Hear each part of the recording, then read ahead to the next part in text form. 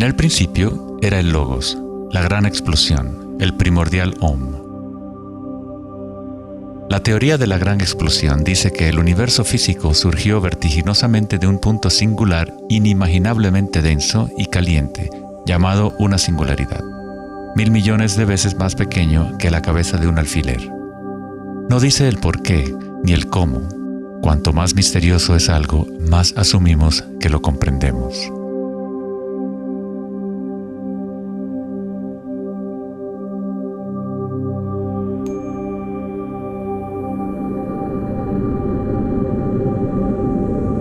Antes se pensaba que la gravedad haría que se desacelerara eventualmente la expansión del universo, o que lo contraería en una gran implosión. Sin embargo, las imágenes del telescopio Hubble demuestran que la expansión del universo parece estar acelerándose, expandiéndose más y más desde su origen en la gran explosión. De alguna manera, hay más masa en el universo de la cual la física había predicho.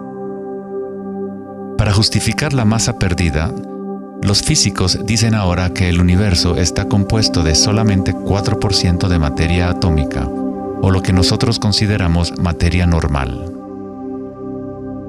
23% del universo es materia oscura y 73% es energía oscura, lo cual antes pensábamos que era espacio vacío. Es como un sistema nervioso invisible que recorre el universo conectando todas las cosas.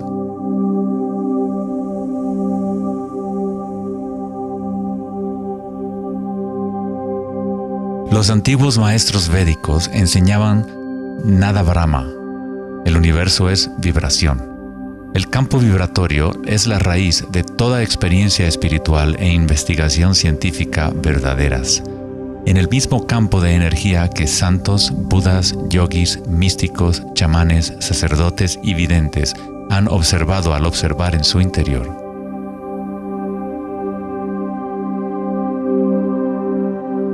Se le ha denominado Akasha, el primordial Om, la red de joyas de Indra, la música de las esferas y miles de otros nombres a través de la historia.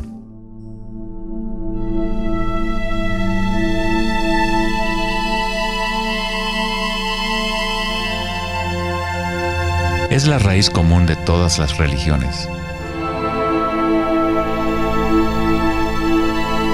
Y el vínculo entre nuestros mundos interiores y exteriores.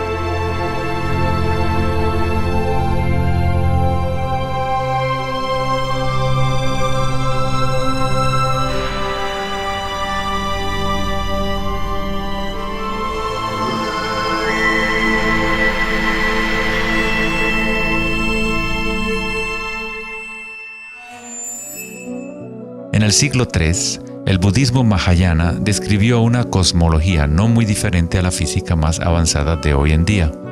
La red de joyas de Indra es una metáfora usada para describir una enseñanza védica mucho más antigua que ilustra la forma en que se teje la trama del universo. Indra, el rey de los dioses, dio a luz el sol y mueve los vientos y las aguas. Imagina una telaraña que se extiende en todas las dimensiones. Está formada por gotas de rocío y cada gota contiene el reflejo de todas las gotas de agua y en cada reflejo se advierte a la vez el reflejo de las gotas más minúsculas. Toda la telaraña continúa en esa misma representación hasta el infinito.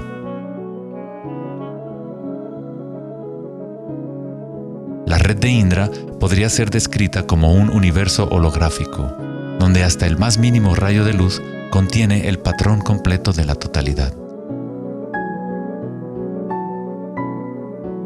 Se hace referencia a veces al científico serbio-americano Nikola Tesla como el hombre que inventó el siglo XX. Tesla fue el responsable del descubrimiento de la electricidad de corriente alterna y muchos otros inventos que ahora son parte de la vida cotidiana. Debido a su interés en las antiguas tradiciones védicas, Tesla se encontraba en una posición única para comprender la ciencia a través de un modelo tanto oriental como occidental. Como todos los grandes científicos, Tesla investigó profundamente los misterios del mundo exterior, pero también observó profundamente su interior. Al igual que los antiguos yogis, Tesla utilizó el término akasha para describir el sentido etéreo que se extiende a lo largo de todo. Tesla estudió con Swami Vivekananda, un yogi que trajo las enseñanzas antiguas de India al occidente. En las enseñanzas védicas, akasha es el espacio en sí, el espacio que los otros elementos llenan, que existe simultáneamente con la vibración. Son inseparables. Akasha es el yin del yang del prana.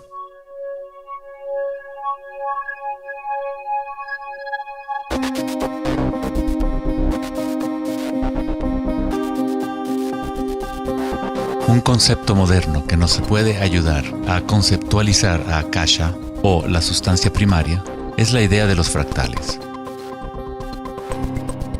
No fue sino hasta la década de los 80 que los avances en las computadoras nos permitieron visualizar y reproducir en realidad matemática los patrones de la naturaleza.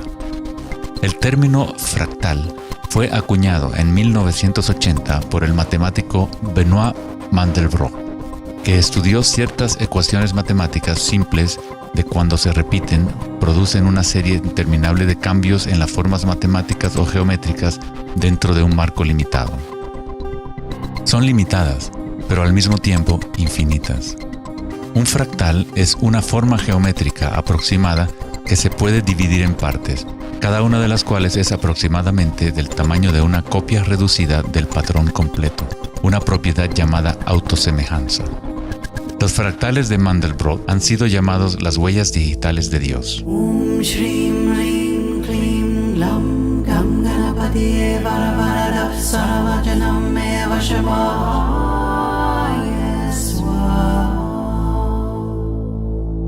Estás viendo obras de arte creadas por la propia naturaleza.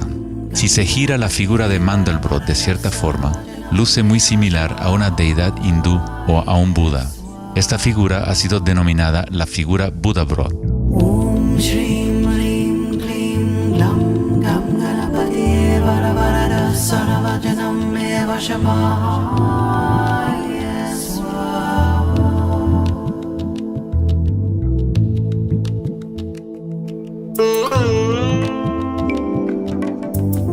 Si nos fijamos en algunas formas de arte y arquitectura antigua, veremos que los humanos hemos asociado la belleza y lo sagrado con patrones fractales desde hace ya mucho tiempo.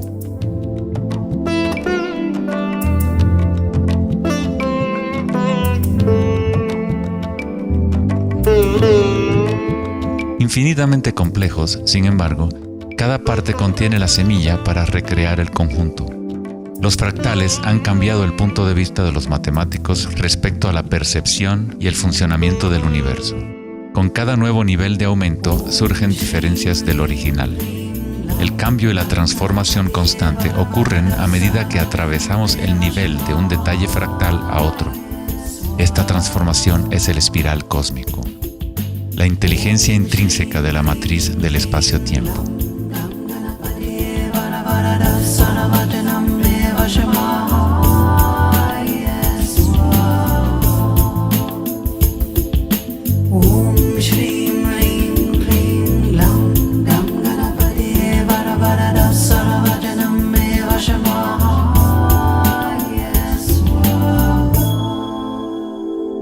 Los fractales son caóticos en su esencia, contienen ruido y orden. Cuando nuestras mentes reconocen o definen un patrón, nos enfocamos en él como si fuera una cosa. Tratamos de encontrar los patrones que consideramos bellos, pero a fin de sostenerlos en nuestras mentes, debemos apartar el resto del fractal.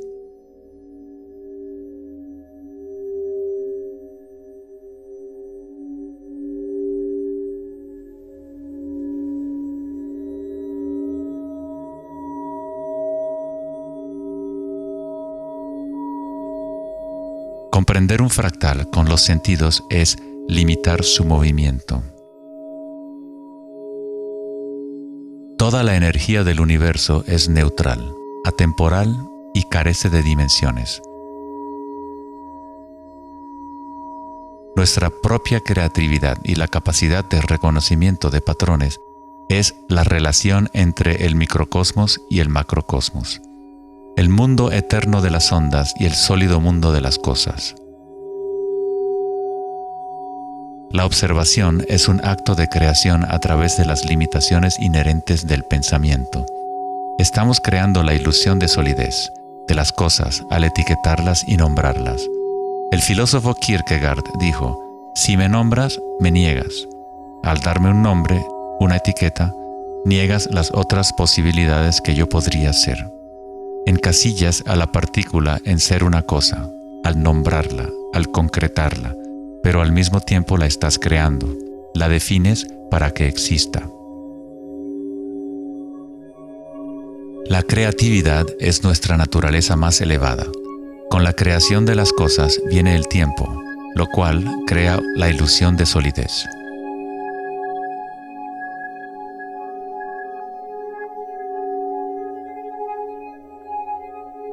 Einstein fue el primer científico en comprender que lo que nosotros consideramos espacio vacío no es la nada, posee propiedades y casi incalculables cantidades de energía son parte intrínseca de la naturaleza del espacio.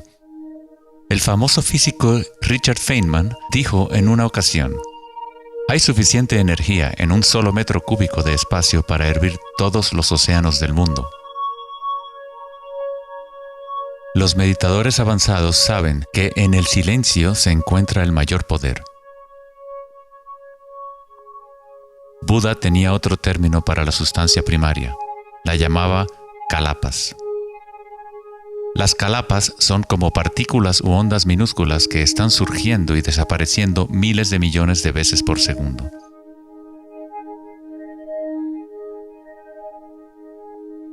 En ese sentido, la realidad es como una serie de cuadros en una cámara holográfica moviéndose rápidamente para crear la ilusión de continuidad.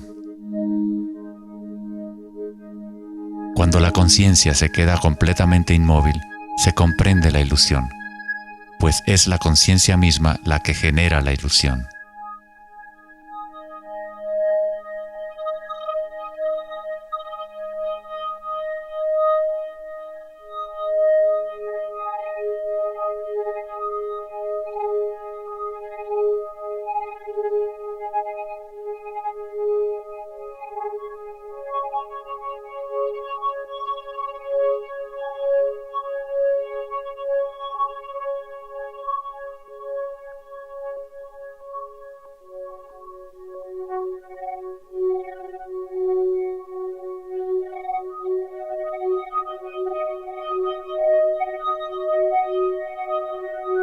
En las tradiciones antiguas orientales se sabía desde hace miles de años que todo es vibración. Nada Brahma, el universo es sonido. La palabra nada significa sonido o vibración y Brahma es el nombre de Dios. Brahma, al mismo tiempo, es el universo y es el creador. El artista y el arte son inseparables.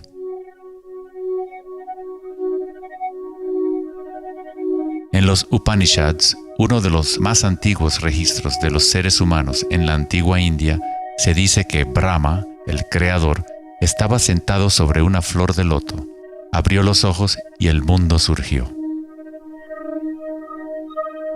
Brahma cierra sus ojos y un mundo entero cesa de existir. Algunos místicos, yogis y sabios han sostenido que hay un campo a nivel de la raíz de la conciencia, el campo akáshico o los registros akáshicos, donde toda la información, todas las experiencias pasadas, presentes y futuras existen ahora y siempre. Es este campo o matriz de la que surgen todas las cosas. Desde las partículas subatómicas, las galaxias, las estrellas, los planetas y toda la vida.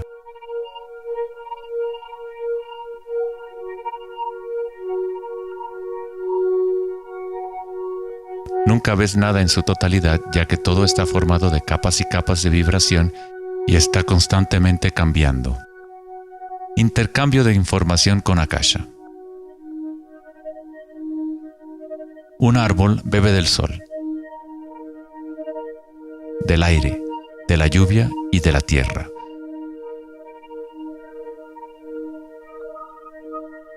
Un mundo de energía entra y sale de esta cosa llamada árbol. Cuando la mente pensante permanece en calma, observas la realidad tal como es. Todos los aspectos en conjunto, el árbol, el cielo y la tierra, la lluvia y las estrellas no están separadas. La vida y la muerte, el yo y el otro no están separados. Así como la montaña y el valle son inseparables. En las tradiciones indígenas de los Estados Unidos y en otras tradiciones indígenas, se dice que cada cosa tiene espíritu, lo cual es otra forma de decir, todo está conectado con la única fuente de vibración. Hay una conciencia, un campo, una fuerza que se mueve a través de todo. Este campo no está aconteciendo a tu alrededor, sino a través de ti y en calidad de tu esencia. Tú eres la U en la palabra universo. Eres los ojos con los cuales la creación se observa a sí misma. Cuando te despiertas de un sueño, te das cuenta que todo lo del sueño era parte de ti. Tú lo estabas creando. Es igual para lo que llamamos la vida real. Cada uno y cada cosa eres tú. La única conciencia mirando a través de cada ojo, bajo cada roca,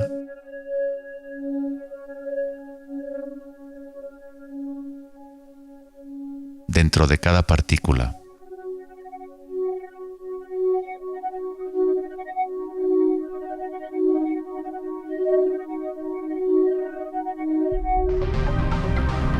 Los investigadores internacionales del CERN, el Laboratorio Europeo de Física de Partículas, están buscando este campo que se extiende a lo largo de todas las cosas. Pero en lugar de mirar hacia adentro, miran al mundo físico externo. Científicos del laboratorio CERN en Ginebra, Suiza, anunciaron que habían encontrado el bosón de Higgs, o la partícula de Dios. Los experimentos del bosón de Higgs demostraron científicamente que un campo de energía invisible llena el vacío del espacio. El gran colisionador de hadrones del CERN consiste en un anillo de 17 millas de circunferencia en la que dos haces de partículas corren en direcciones opuestas, convergiendo y estrellándose casi a la velocidad de la luz. Los científicos observan lo que surge de las violentas colisiones. El modelo estándar no puede explicar cómo las partículas obtienen su masa. Todo parece estar compuesto de vibraciones, pero no hay ninguna cosa que esté siendo vibrada. Es como si hubiera un bailarín invisible, una sombra, danzando oculta en el valle del universo. Los demás bailarines siempre han danzado alrededor de este bailarín oculto. Hemos observado la coreografía, pero hasta ahora no podíamos ver el bailarín.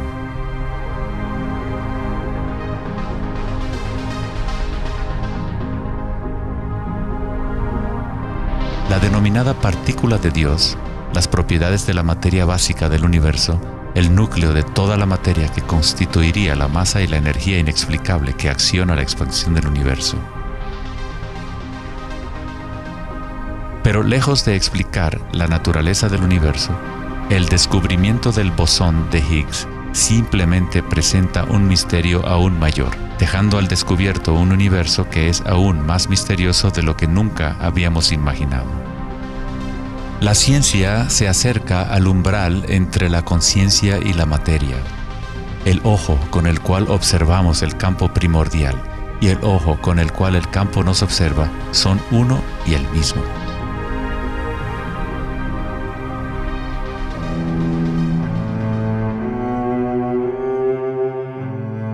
El célebre escritor alemán Wolfgang von Goethe dijo: "La onda es el fenómeno primordial que dio origen al mundo".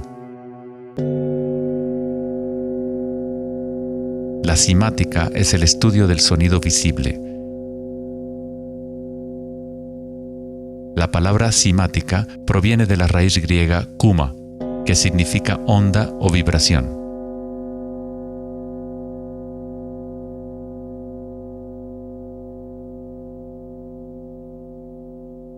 Uno de los primeros científicos occidentales que estudió con seriedad el fenómeno de las ondas fue Ernst Chladni, un músico y físico alemán que murió en el siglo XVIII.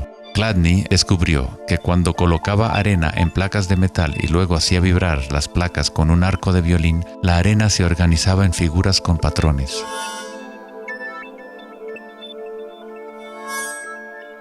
Diferentes formas geométricas aparecían dependiendo de la vibración producida.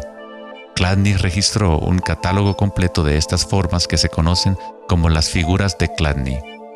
Muchos de estos patrones se pueden encontrar en todo el mundo de la naturaleza. Es el caso de las marcas distintivas de la tortuga o los patrones de manchas del leopardo.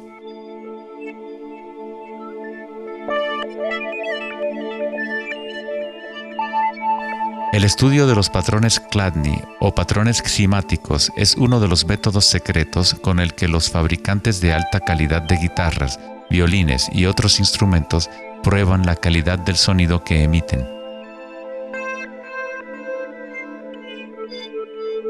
Hans Jenny expandió el trabajo de Chladni en los años 60 usando varios líquidos y amplificación electrónica para generar frecuencias de sonido, y así acuñó el término cimática.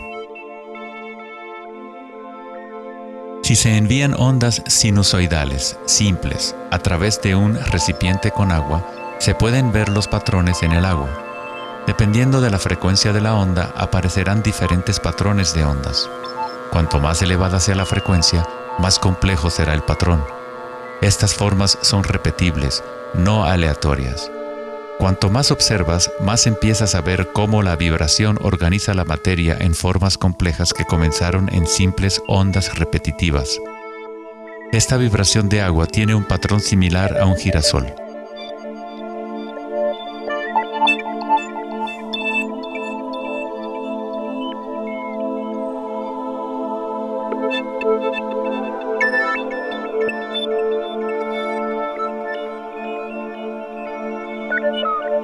Tan solo cambiando la frecuencia de sonido se obtiene un patrón diferente.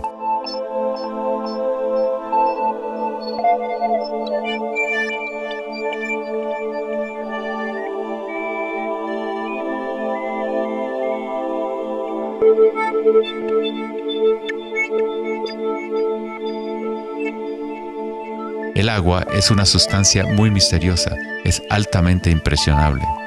Es decir, puede recibir y retener la vibración.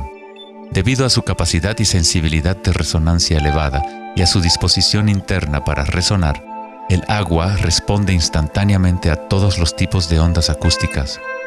Agua y tierra vibrante constituyen la mayoría de la masa en las plantas y los animales. Es fácil observar cómo simples vibraciones en el agua pueden crear patrones reconocibles naturales, pero a medida que agregamos sólidos y aumentamos la amplitud, las cosas se ponen aún más interesantes. Al añadir almidón de maíz al agua, obtenemos fenómenos más complejos.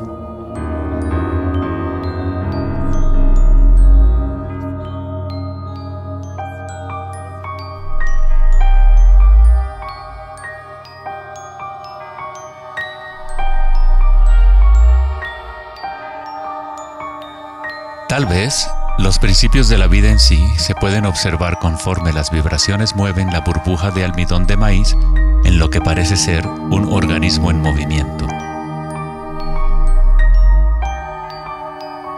El principio que anima el universo se describe en todas las grandes religiones usando las palabras que reflejan los conocimientos de ese momento en la historia.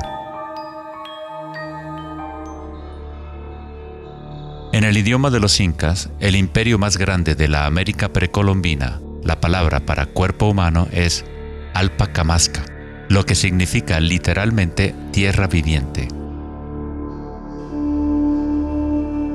En la Cábala o misticismo judío, hablan del nombre divino de Dios, el nombre impronunciable. No se puede pronunciar debido a que es una vibración que está en todas partes. Se trata de todas las palabras, toda la materia. Todo es la palabra sagrada. El tetaedro es la forma más simple que puede existir en 3 dimensiones. Algo debe tener por lo menos 4 puntos para tener realidad física. La estructura del triángulo es el único patrón de la naturaleza que se autoequilibra. En el Antiguo Testamento, la palabra tetragramaton se utilizaba a menudo para representar una cierta manifestación de Dios. Se usaba cuando se hablaba de la palabra de Dios o del nombre especial de Dios, logos o la palabra primordial. Las antiguas civilizaciones sabían que en la estructura de la raíz del universo estaba la figura tetraédrica. De esta forma, la naturaleza exhibe un impulso fundamental hacia el equilibrio, Shiva, pero a la vez exhibe un impulso fundamental hacia el cambio, Shakti.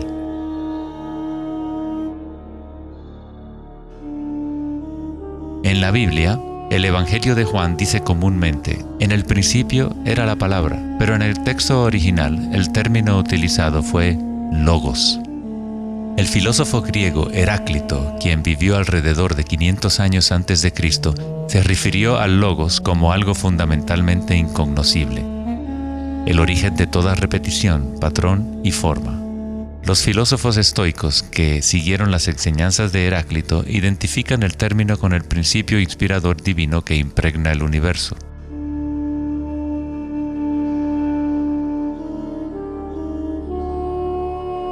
En el sufismo, el logos está en todas partes y en todas las cosas. Es aquello de lo cual lo inmanifiesto se manifiesta.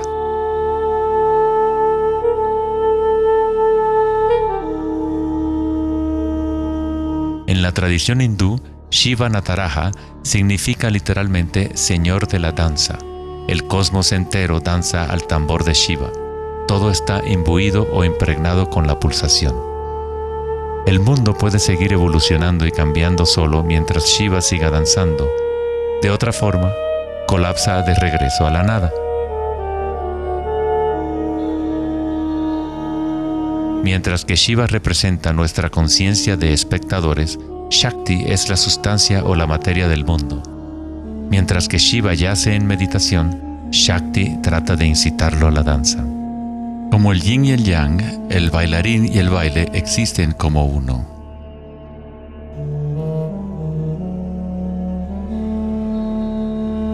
Logos también significa verdad inocultable. Aquel que conoce el logos, conoce la verdad.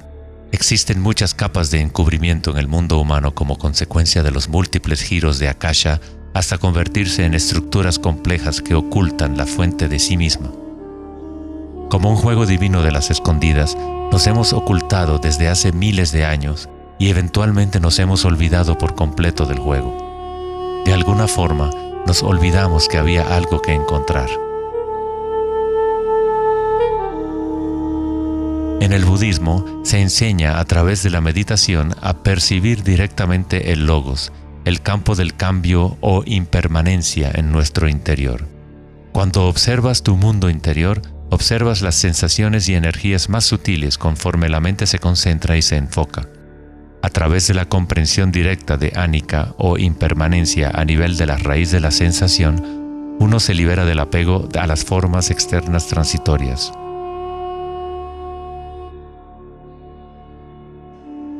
Una vez que tomamos conciencia de que hay un campo vibratorio que es la raíz común de todas las religiones, ¿cómo podemos decir mi religión?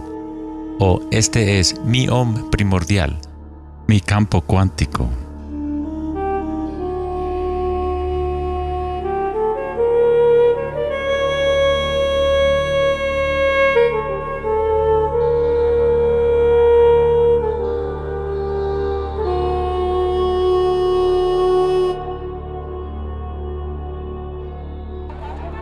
La verdadera crisis en nuestro mundo no es de carácter social, político o económico. Nuestra crisis es una crisis de conciencia, la incapacidad de experimentar directamente nuestra verdadera naturaleza. La incapacidad de reconocer esto en todo el mundo y en todas las cosas.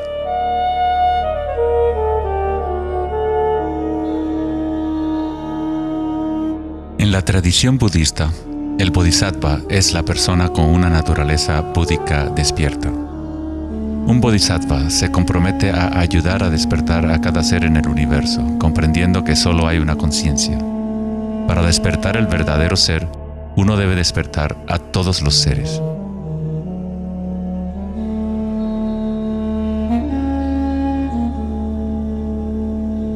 Existen innumerables seres conscientes en el universo a quienes me comprometo a ayudar a despertar. Mis imperfecciones son inagotables. Prometo vencerlas todas. El Dharma es inescrutable. Me comprometo a conocerlo. El camino a despertar es inalcanzable. Me comprometo a alcanzarlo.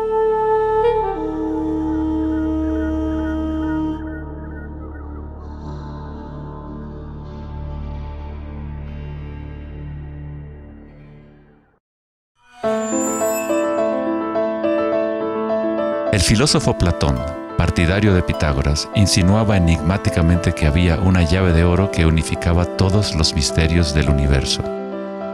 Esta es la llave de oro a la que regresaremos una y otra vez a lo largo de nuestra exploración. La llave de oro es la inteligencia del Logos, la fuente del Om primordial. Se podría decir que es la mente de Dios.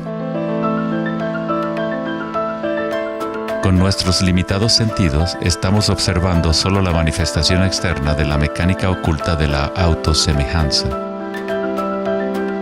La fuente de esta simetría divina es el misterio más grande de nuestra existencia.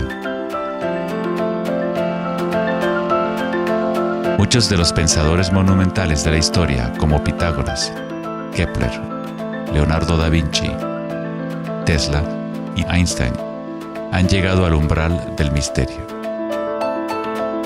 Einstein dijo: "Lo más bello que podemos experimentar es lo misterioso. Es la fuente de cualquier arte y ciencia verdadera". Aquel que no conoce esta emoción, que no hace pausa para maravillarse y quedarse absorto en admiración, es como si estuviera muerto. Sus ojos están cerrados. Estamos en la posición de un niño pequeño entrando a una gran biblioteca llena de libros en muchos idiomas diferentes. El niño sabe que alguien debe haber escrito esos libros. No sabe cómo. No entiende los idiomas en que están escritos. El niño sospecha ligeramente que hay un orden misterioso en la disposición de los libros, pero no sabe cuál es. A mí me parece que esa es la actitud, inclusive del ser humano más inteligente, hacia Dios. Vemos un universo maravillosamente ordenado que obedece ciertas leyes. Nuestras mentes limitadas no pueden comprender la misteriosa fuerza que mueve las constelaciones. Todo científico que observa detenidamente el universo y todo místico que observa profundamente su interior se encuentra tarde o temprano, cara a cara, con la misma cosa: la espiral primordial.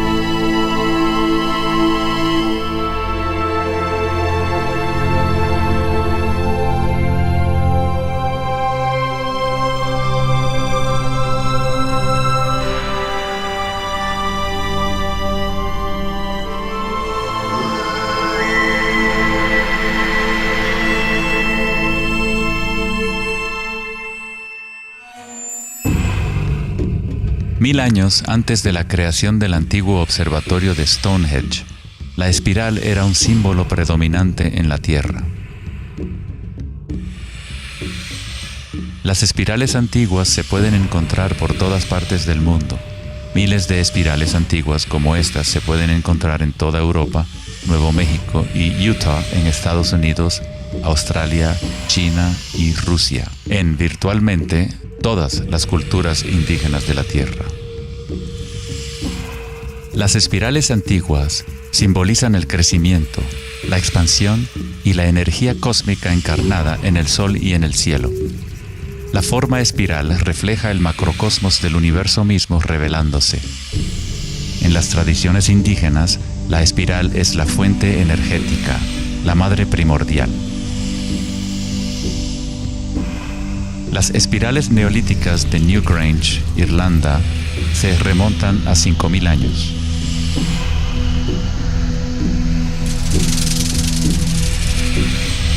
Tienen 500 años más que la Gran Pirámide de Giza y son igual de enigmáticas ante los observadores modernos. Las espirales se remontan a una época en la historia en donde los humanos estaban más conectados con la Tierra, con los ciclos y las espirales de la naturaleza. Una época en que los seres humanos se identificaban menos con los pensamientos. La espiral es lo que percibimos como la fuerza de torsión en el universo. El prana, o fuerza creativa, hace girar a Akasha en una secuencia de formas sólidas.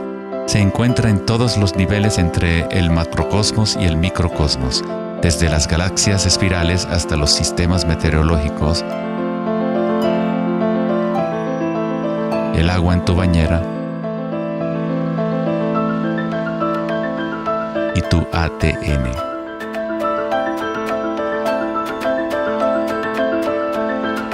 En la experiencia directa de tu propia energía, la espiral primordial no es una idea, sino más bien lo que hace posible toda condición e idea.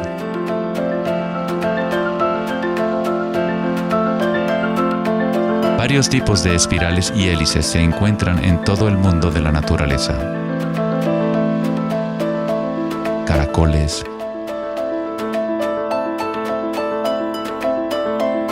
corales marinos,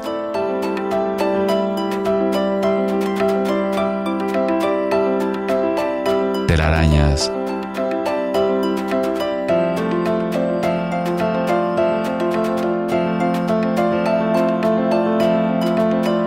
fósiles.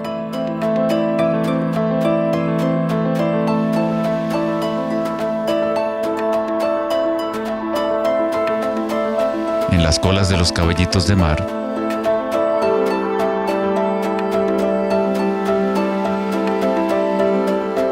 y en las conchas. Muchas espirales en la naturaleza se pueden observar como espirales logarítmicas o espirales en crecimiento. A medida que avanzas desde el centro de la espiral, las secciones son exponencialmente más grandes.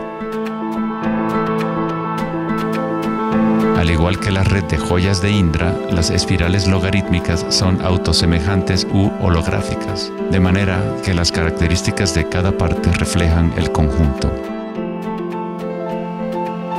Hace 2400 años, en la antigua Grecia, Platón consideraba la proporción geométrica continua como el vínculo cósmico más profundo. La sección áurea, o número áureo, o proporción divina, era el secreto más grande de la naturaleza. La sección áurea puede expresarse como la relación de A más B a es igual a la relación de A B. Para Platón, el alma del mundo se vincula en una sola resonancia armónica. El mismo patrón pentagonal que existe en una estrella de mar o en una rebanada de quimbombo se puede observar en la trayectoria del planeta Venus trazada en el cielo nocturno durante un periodo de 8 años.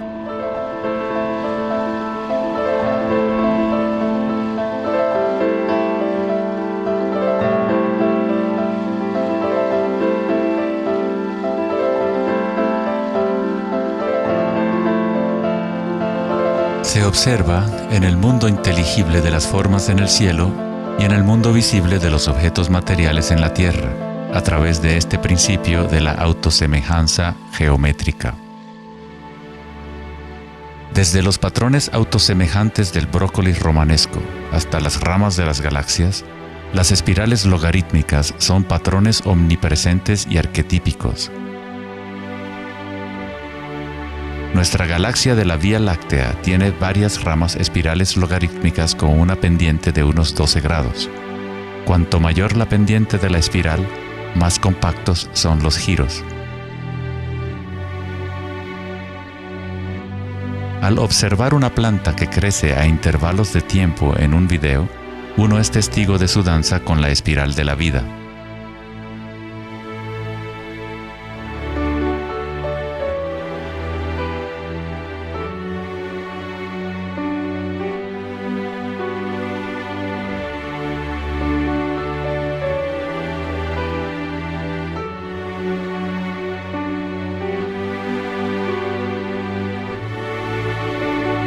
Una espiral dorada es una espiral logarítmica que crece hacia afuera, siguiendo el factor de la sección áurea. La sección áurea es una relación matemática especial que aparece una y otra vez en la naturaleza.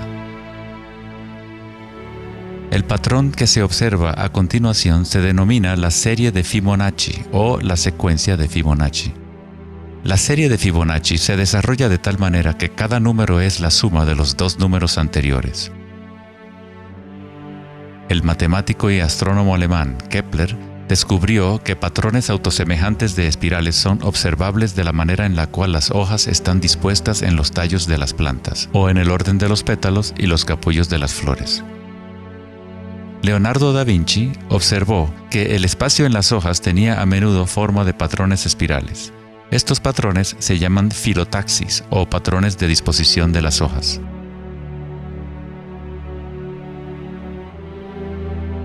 La disposición filotaxis se puede observar en los nucleótidos independientes del ADN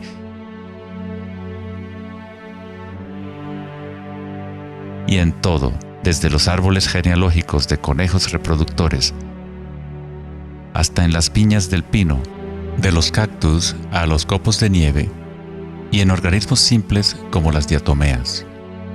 Las diatomeas son uno de los tipos más comunes de fitoplancton, organismos unicelulares que sirven de alimento a numerosas especies en la cadena alimenticia.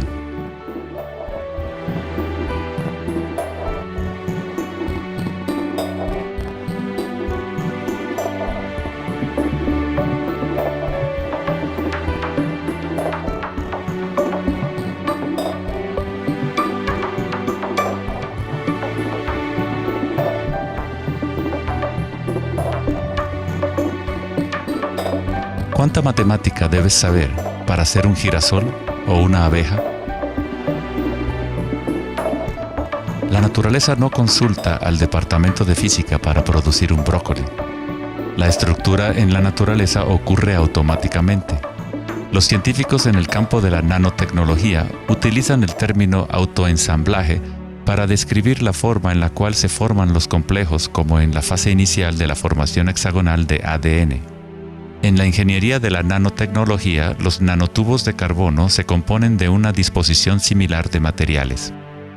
La naturaleza hace este tipo de geometría una y otra vez sin esfuerzo, automáticamente, sin una calculadora.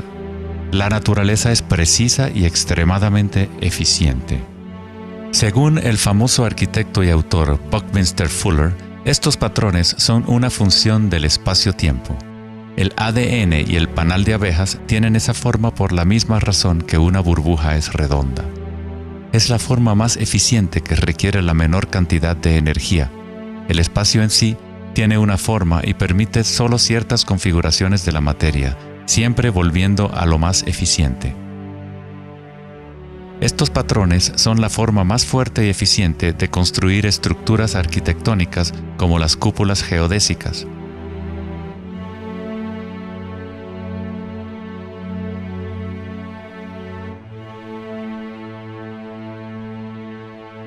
Los patrones de espirales logarítmicas permiten la exposición máxima de las plantas a los insectos para la polinización. La máxima exposición a la luz solar y la lluvia que les permite llevar el agua de manera eficiente y en espiral hacia sus raíces.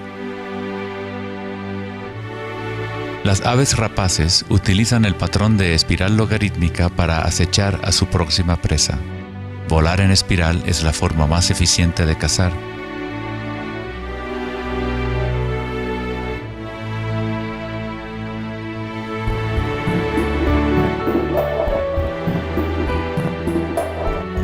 Nuestra capacidad de observar el akasha danzando la espiral de la vida hacia una forma material se relaciona con la habilidad de percibir la belleza y la simetría en la naturaleza. El poeta William Blake dijo: "El universo vegetativo se abre como una flor desde el centro de la tierra en donde mora la eternidad. Se expande desde las estrellas hasta el caparazón mundano y ahí se encuentra con la eternidad de nuevo, tanto desde dentro como desde fuera".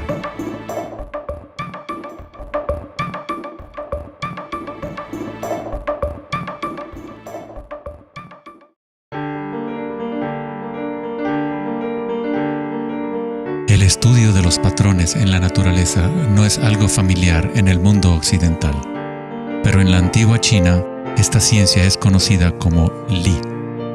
El Li refleja el orden dinámico y el patrón en la naturaleza.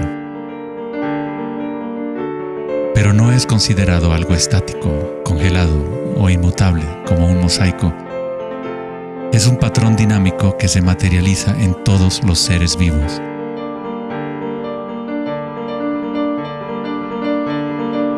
Las arterias de las hojas, las marcas de las tortugas y los patrones de vetas en las rocas son todas expresiones del lenguaje secreto de la naturaleza y del arte.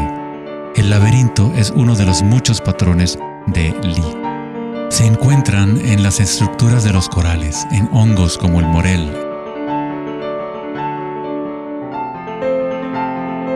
en coles y en el cerebro humano. El patrón celular es otro patrón común en la naturaleza. Existe una gran variedad de diferentes estructuras celulares, pero todas tienen un orden similar definido según su propósito y función.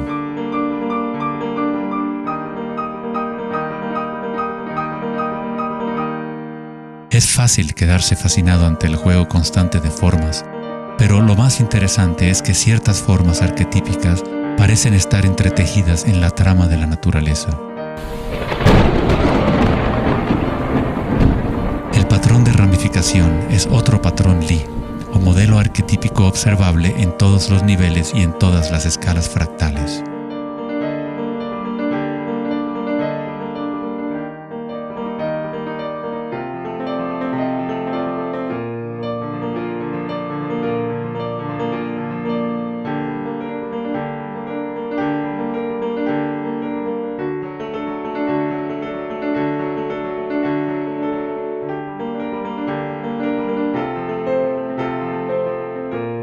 Tomemos, por ejemplo, esta imagen increíble de una simulación de computadora conocida como la simulación del milenio, que muestra la distribución de la materia oscura en el universo local. Fue creada por Max Planck Society en Alemania. La materia oscura es lo que antes considerábamos espacio vacío. Es como un sistema nervioso invisible que recorre todo el universo.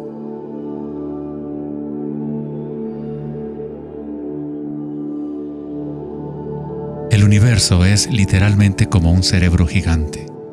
Está constantemente utilizando un tipo de energía oscura u oculta que solo hasta ahora la ciencia empieza a entender.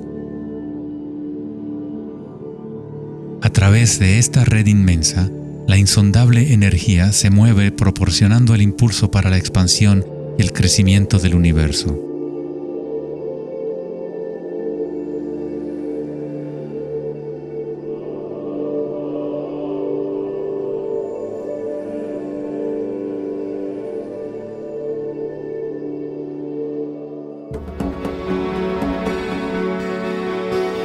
La naturaleza crea patrones de ramificación automáticamente cuando creamos las condiciones adecuadas. La naturaleza es una máquina generadora de arte o un motor creador de belleza. Aquí, la electricidad se utiliza para hacer crecer las ramas de cristal plata. El metraje es en intervalos de tiempo a medida que crecen durante varias horas. Los cristales se forman sobre el cátodo de aluminio cuando los iones se depositan por electrólisis a partir de una solución de nitrato de plata. La formación es autoorganizadora. Estás viendo arte generado por la propia naturaleza. Johann Wolfgang von Goethe dijo: "La belleza es una manifestación de las leyes secretas de la naturaleza, que de otra manera estarían ocultas para nosotros por siempre". En este sentido, todo en la naturaleza está vivo, organizándose a sí mismo. Cuando se usa alto voltaje en la ramificación fractal, esto se vuelve todavía más obvio. Está sucediendo en tiempo real.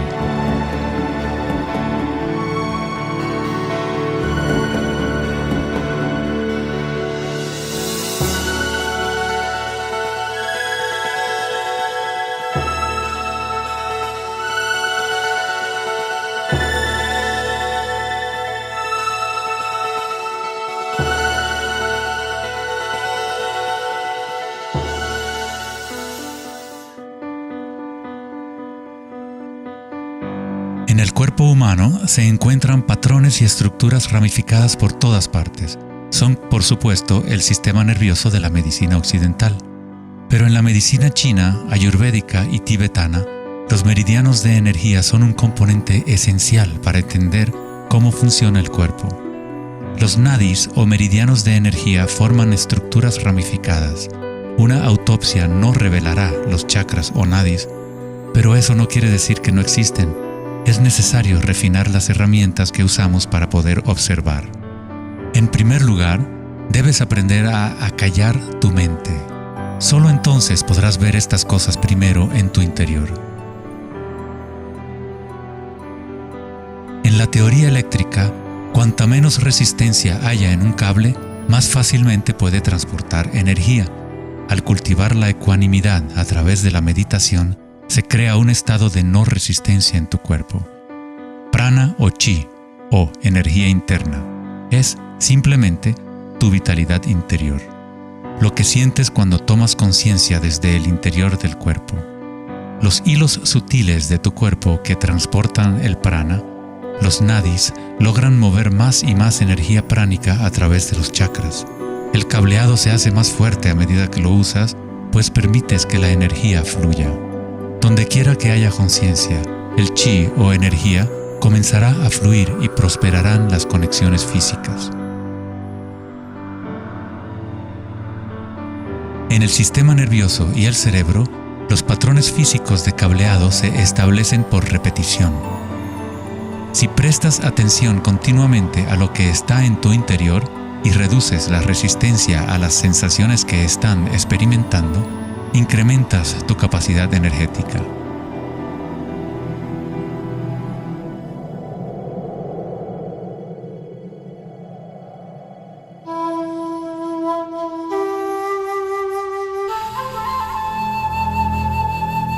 En el taoísmo, el símbolo del yin y el yang representa la interpenetración de las fuerzas en espiral de la naturaleza. El yin y el yang no son dos y no es uno. El antiguo concepto del ara está representado por un yin y yang o remolino en espiral.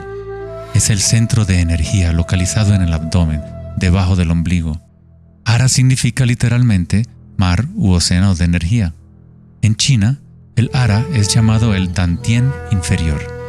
En muchas formas de artes marciales asiáticas, se dice que el guerrero con ara fuerte es imparable. En la tradición samurái, una forma de suicidio ritual o seppuku era el harakiri. Esto significa traspasar tu propio ara, desconectando el chi o canal de energía. Moverse desde este centro crea el movimiento enraizado y lleno de gracia que se ve no solo en las artes marciales,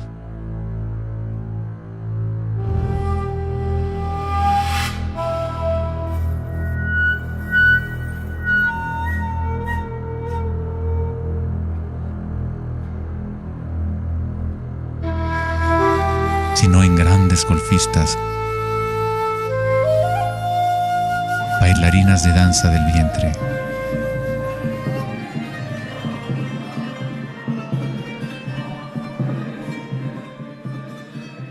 Y derviches giradores sufíes. La esencia del ara es la cultura de la conciencia disciplinada, enfocada en un solo punto, la quietud del ojo del huracán.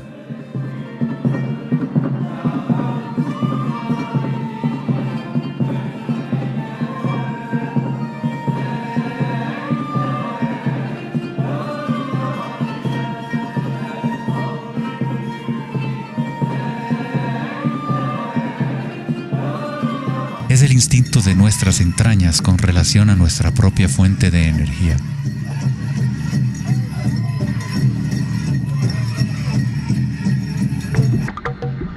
Una persona con buena ara está conectada con la tierra y con la sabiduría intuitiva que conecta a todos los seres.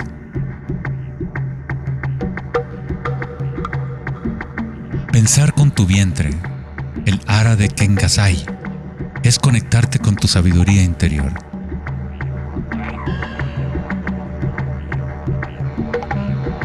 Los antiguos aborígenes australianos se concentraban en la misma zona justo debajo del ombligo, donde el cordón de la gran serpiente arcoíris yacía enroscada. Una vez más, una representación de energía evolutiva en la humanidad. No es casualidad que es en el ara donde comienza la nueva vida.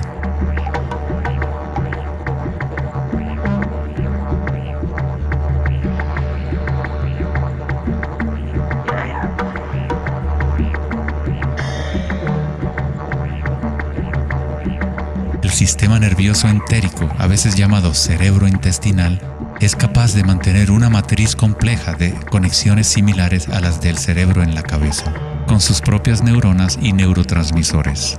Puede actuar de forma autónoma, es decir, con su propia inteligencia. Se podría decir que el cerebro intestinal es una versión fractal del cerebro de la cabeza, o tal vez el cerebro de la cabeza es una versión fractal del cerebro intestinal. Un oso sano tiene un ara fuerte. Cuando un oso sabe dónde hurgar para encontrar hierbas, sigue el movimiento del chi a través de sus sentidos, centrando en el ara o vientre. Esta es la conexión del oso con la cabaña de los sueños, el lugar en las tradiciones indígenas de donde proviene todo el conocimiento y regresa hacia la espiral de la vida. Pero, ¿cómo conocían los antiguos pueblos la espiral si la ciencia moderna está apenas empezando ahora a reconocer su importancia? Pregúntale a las abejas. Ellas no se han olvidado de amar. Las abejas tienen una conexión especial con la fuente como parte de un sistema simbiótico que ayuda a la belleza y a la diversidad a florecer. Son un puente entre el macrocosmos y el microcosmos. Hay un corazón que nos conecta a todos, como una mente colectiva, por llamarla así. Al igual que un cerebro abierto, la colmena envía sus sueños al mundo para manifestarse.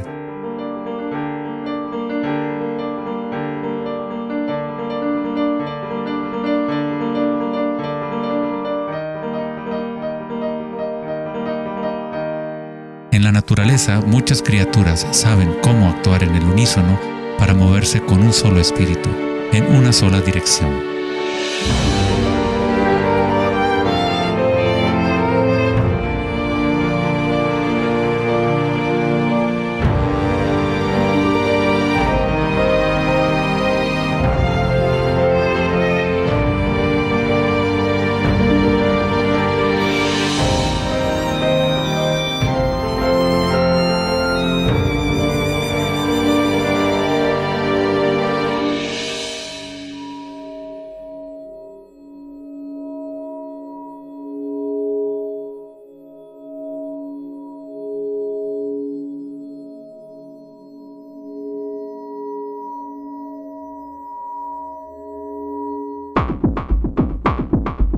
Pero no todos se benefician de las otras especies a su alrededor. Por ejemplo, la cigarra devora todo en su camino. Una cigarra no tiene ninguna otra opción que actuar como cigarra. Nunca va a producir miel ni a polinizar plantas como una abeja. El comportamiento de una cigarra es rígido, pero un ser humano es único en el sentido de que podemos actuar como una abeja o como una cigarra. Tenemos la libertad de cambiar y manipular los patrones de la forma en que interactuamos con el mundo. Podemos existir en simbiosis o como parásitos.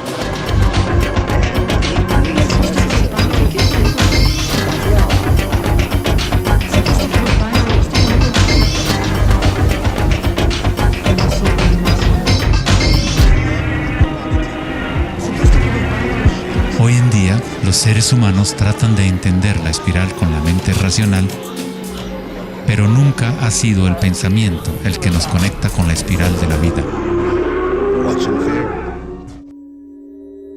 Siempre hemos estado conectados.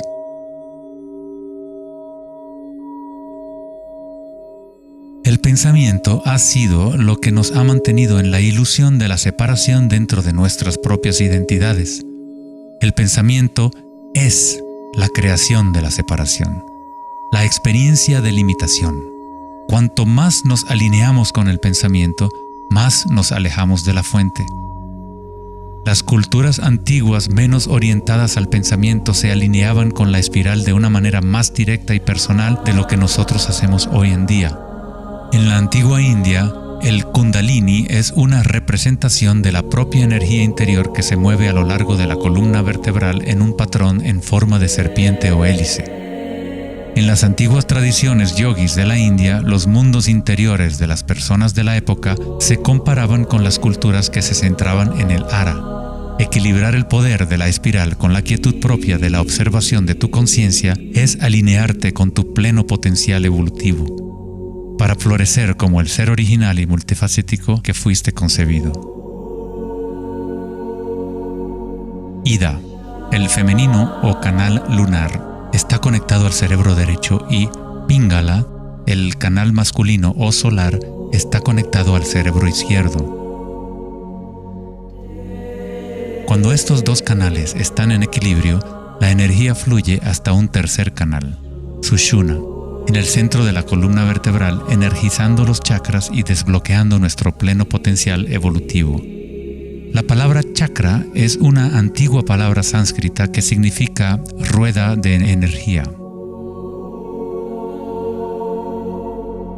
El Kundalini es nada menos que la espiral primordial que, como una danza, hace emerger tu vida humana a la existencia. Es un orden diferente de energía al que normalmente conocemos, como un puente de materia bruta para las energías más sutiles. Tú eres ese puente. El Kundalini no es una energía que pueda ser forzada a través de la voluntad, el esfuerzo ni la fricción. Es similar a cultivar una flor. Todo lo que podemos hacer como buenos jardineros es preparar la tierra y las condiciones adecuadas y luego dejar que la naturaleza siga su curso. Si obligas a una flor a florecer prematuramente, la destruyes. La flor crece con su propia inteligencia, con su propia guía de organización. La mentalidad egoica que se obsesiona con el mundo exterior es lo que te impide experimentar tu verdadera naturaleza vibratoria. Cuando la conciencia se vuelca hacia el interior, se asemeja a los rayos del sol y comienza a florecer el loto interior. Conforme el Kundalini despierta en nuestro interior, comenzamos a notar el distintivo de la espiral en todas las cosas. En todos los patrones internos y externos, esta espiral es el vínculo entre nuestros mundos interiores y exteriores.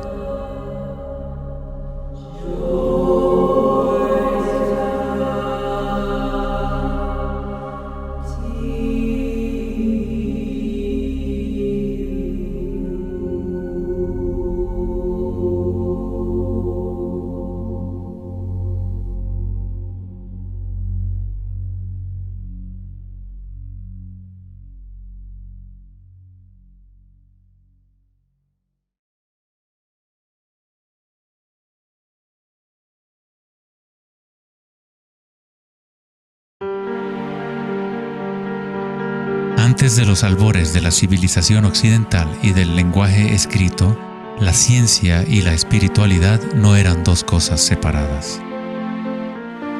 En las enseñanzas de las grandes tradiciones antiguas, la búsqueda externa de conocimiento y certeza era compensada por un sentimiento interior de impermanencia y comprensión intuitiva de la espiral del cambio. A medida que el pensamiento científico se hizo más predominante y la información se fue multiplicando, comenzó la fragmentación en nuestros sistemas de conocimiento. El incremento de la especialización significaba que menos personas eran capaces de ver el panorama general, de sentir e intuir la estética del sistema en su conjunto. Nadie se preguntaba, ¿será que todo este razonamiento es bueno para nosotros? La sabiduría antigua está aquí entre nosotros, oculta a plena vista. Pero estamos demasiado preocupados con nuestros pensamientos como para reconocerla. Esta sabiduría olvidada es la manera de restablecer el equilibrio entre lo interno y lo externo, el yin y el yang, entre la espiral del cambio y la quietud de nuestro centro.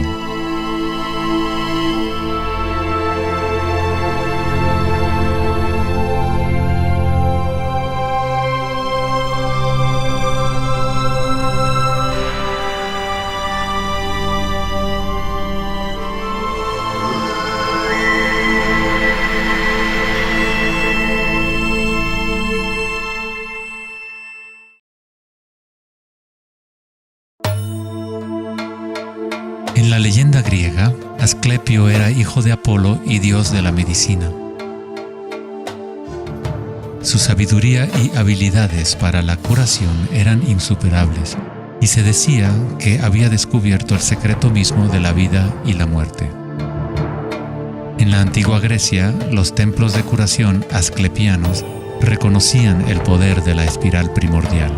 Esto está simbolizado por la vara de Asclepios. Se dice que Hipócrates, el padre de la medicina, cuyo juramento todavía constituye el código moral de la profesión médica, se entrenó en un templo asclepiano. Hasta el día de hoy, este símbolo de nuestra energía evolutiva se mantiene como el logotipo de la Asociación Médica Americana y otras organizaciones médicas en todo el mundo. En la iconografía egipcia, la serpiente y el pájaro representan la dualidad o polaridad de la naturaleza humana.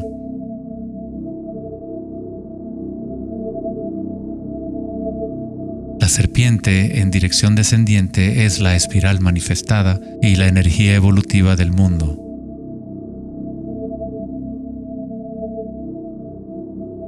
El pájaro es la dirección ascendiente, la corriente dirigida hacia el sol o la concientización unívoca del despertar, el vacío de Akasha.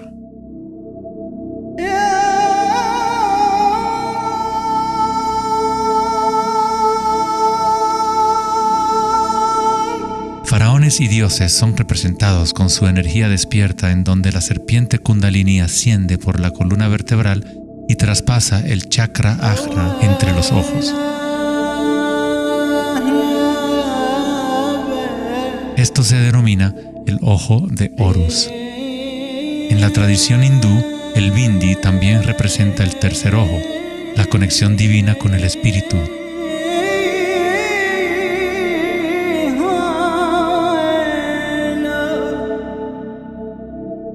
La máscara de Tutankamón es un ejemplo clásico que muestra temas de serpientes y aves.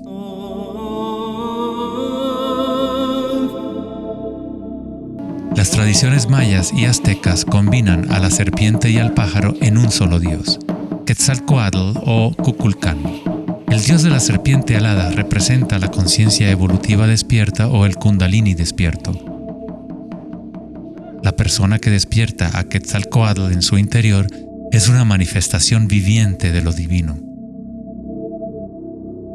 Se dice que Quetzalcóatl o la energía de la serpiente regresará al final de los tiempos.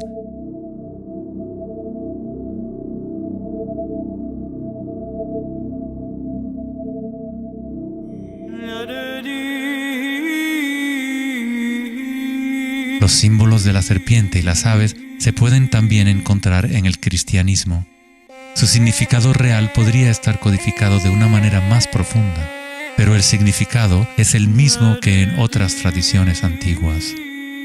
En el cristianismo, el pájaro o paloma que se ve a menudo sobre la cabeza de Cristo representa al Espíritu Santo o Kundalini Shakti a medida que asciende al sexto chakra y más allá. Los místicos cristianos llaman al Kundalini por otro nombre, Espíritu Santo. En Juan 3:14 dice: así como Moisés levantó la serpiente en el desierto, así también es necesario que el Hijo del Hombre sea levantado. Jesús y Moisés despertaron su energía Kundalini, trayendo el despertar de la conciencia a las fuerzas inconscientes reptilianas que rigen los deseos del ser humano.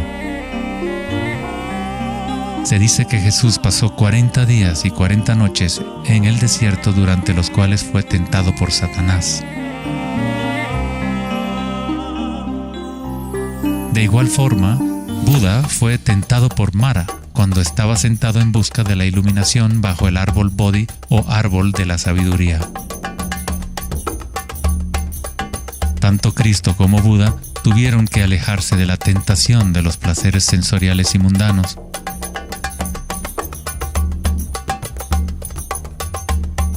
En ambas historias, el demonio es la personificación de los propios apegos.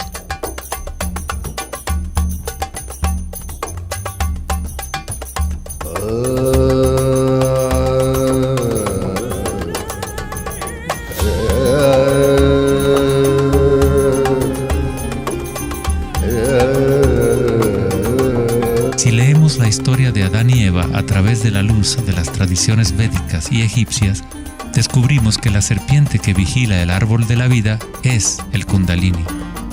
La manzana representa el encanto y la tentación del mundo sensorial externo. Distrayéndonos del conocimiento del mundo interior, del árbol del conocimiento interior,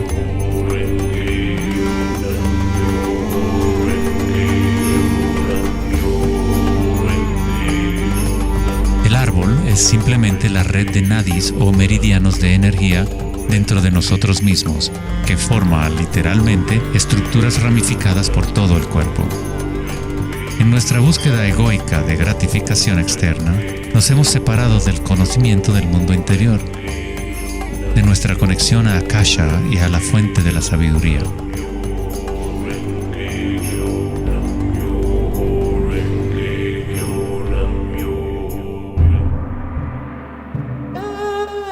Muchos de los mitos históricos del mundo sobre dragones pueden interpretarse como metáforas de las energías internas de las culturas de las cuales forman parte. En China, el dragón sigue siendo un símbolo sagrado que representa la felicidad. Al igual que los faraones egipcios, los antiguos emperadores chinos que habían despertado sus energías evolutivas fueron representados por la serpiente alada o dragón. El tótem real del emperador de Jade o el emperador celestial muestra un balance similar a los canales de Ida y Pingala. El yin y el yang del taoísmo es el despertar del centro pineal, o como lo denomina el taoísmo, el Dantien superior.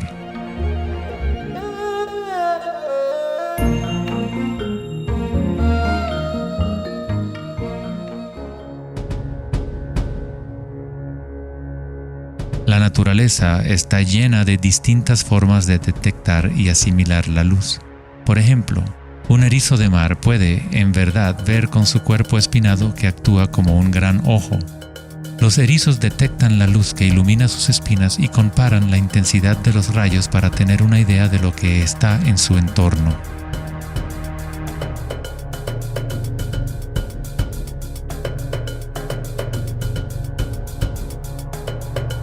Las iguanas verdes y otros reptiles tienen un ojo parietal o glándula pineal en la parte superior de la cabeza que utilizan para detectar depredadores desde arriba.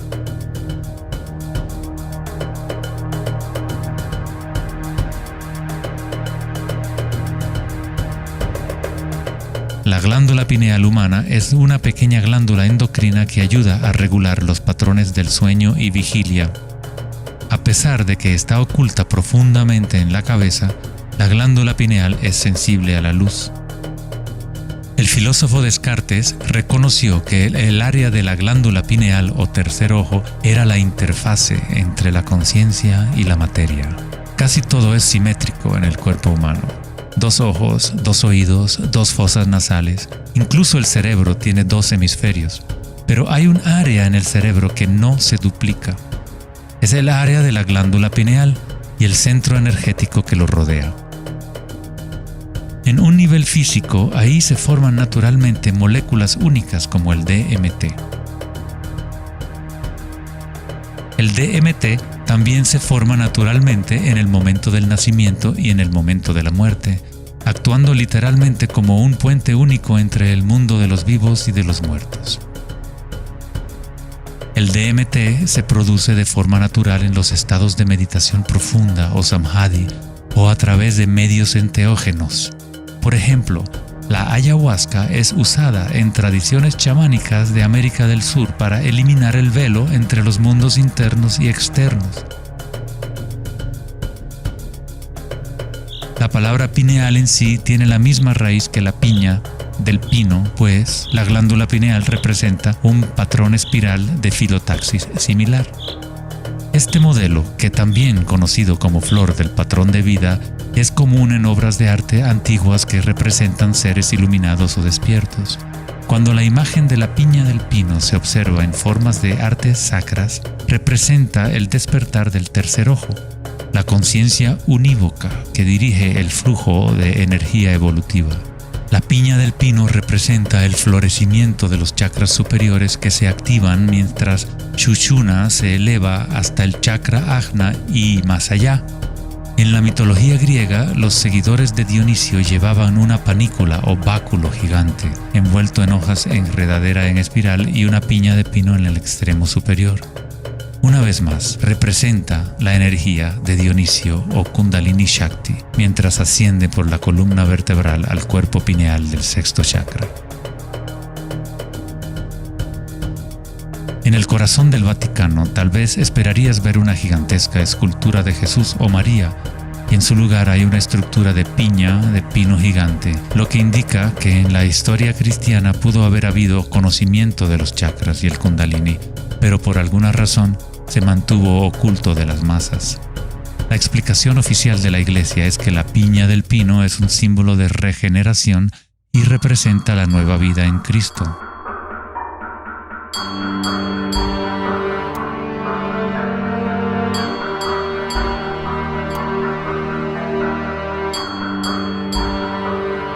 El filósofo y místico del siglo XIII, Meister Eckhart, dijo: "El ojo con el que veo a Dios y el ojo con el que Dios me ve es el mismo". En la Biblia del Rey Jacobo, Jesús dijo: "La luz del cuerpo es el ojo, y si por lo tanto tienes un solo ojo, tu cuerpo entero se llenará de luz".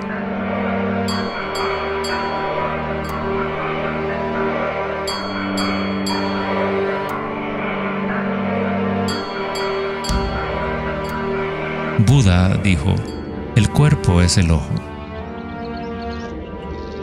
En estado de Samadhi, uno es a la vez el observador y el observado. Somos el universo consciente de sí mismo.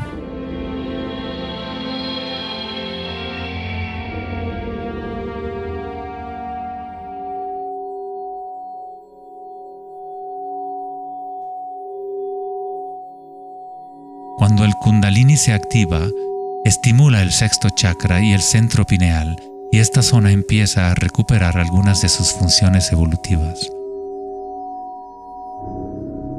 La meditación en la oscuridad ha sido utilizada durante miles de años como una forma de activar el sexto chakra en el área de la glándula pineal. La activación de este centro nos permite ver la luz interior.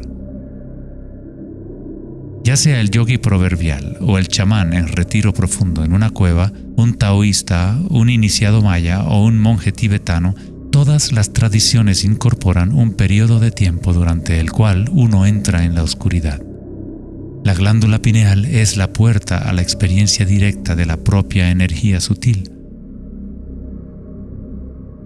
El filósofo Nietzsche dijo: "Si miras fijamente al abismo durante el tiempo suficiente, eventualmente descubrirás que el abismo te mira fijamente de regreso". Los dólmenes o las antiguas tumbas en formas de pórtico se encuentran entre las estructuras más antiguas que quedan en la Tierra. La mayoría datan del periodo neolítico de 3000 a 4000 años antes de Cristo, y algunos en Europa occidental tienen 7000 años de antigüedad. El dolmen se utilizaba para entrar en meditación perpetua como una forma para los humanos de formar un puente entre el mundo exterior e interior. A medida que uno continúa meditando en la oscuridad total, eventualmente empieza a observar la energía interna o luz al activarse el tercer ojo. Los ritmos circadianos que se rigen por el sol y los canales de la luna dejan de controlar las funciones del cuerpo y se establece un nuevo ritmo.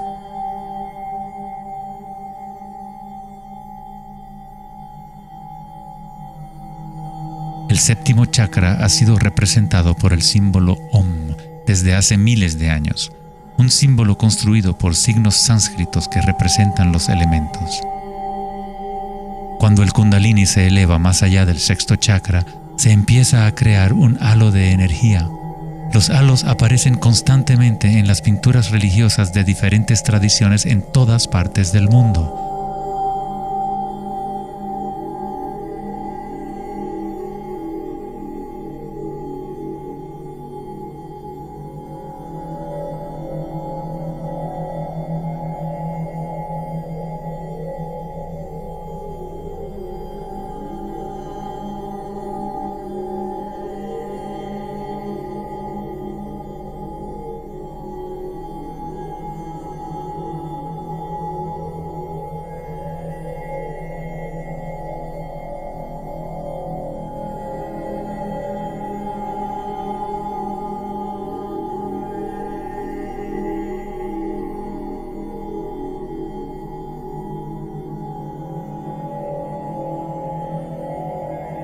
El halo, o la imagen de un distintivo energético alrededor de un ser despierto, es común en virtualmente todas las religiones, en todas partes del mundo.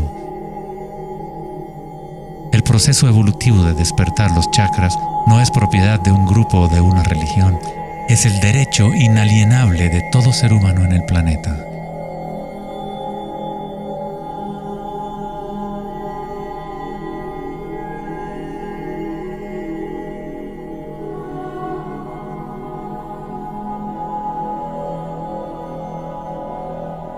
El chakra de la corona es la conexión con lo divino, aquello que está más allá de la dualidad, más allá del nombre y la forma.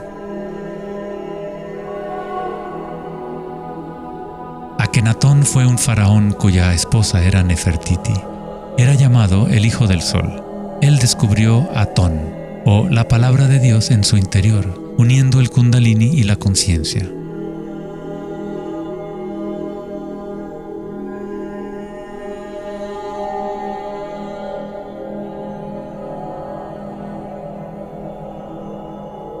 En la iconografía egipcia, una vez más, la conciencia despierta está representada por el disco solar que vemos sobre las cabezas de dioses o seres despiertos.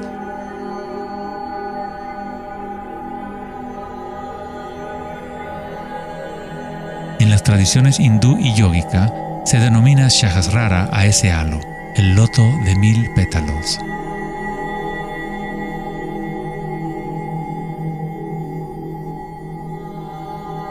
El Buda está asociado con el símbolo de la flor de loto. El patrón de filotaxis es el mismo modelo que se puede encontrar en una flor de loto. Es la flor del patrón de la vida, la semilla de la vida. Es el patrón fundamental en el cual todas las formas encajan. Es la forma absoluta del espacio mismo o una cualidad inherente a Akasha.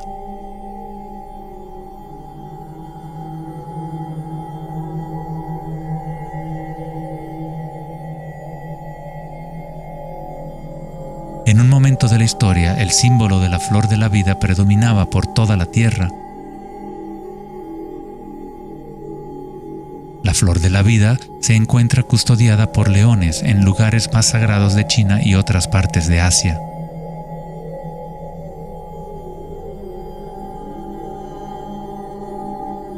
Los 64 hexagramas del I Ching a menudo rodean el símbolo yin-yang, que es otra forma de representación de la flor de la vida. En el interior de la flor de la vida está la base geométrica de todos los sólidos platónicos, de esencialmente cualquier forma que pueda existir. La antigua flor de la vida empieza con la geometría de la estrella de David, o triángulos con sus caras hacia arriba y hacia abajo. En tridimensional serían estructuras tetaédricas. Este símbolo es un yantra, una especie de programa que existe en el universo, la máquina que genera nuestro mundo fractal. Los yantras se han utilizado como herramientas para despertar la conciencia durante miles de años. La forma visual del yantra es una representación externa de un proceso interno de desarrollo espiritual.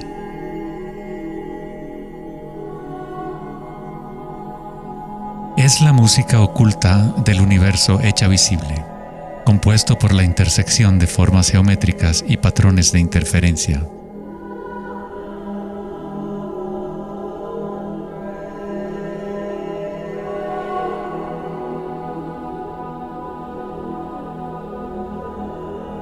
Cada chakra es un loto, un yantra, un centro psicofisiológico a través del cual el mundo puede ser experimentado.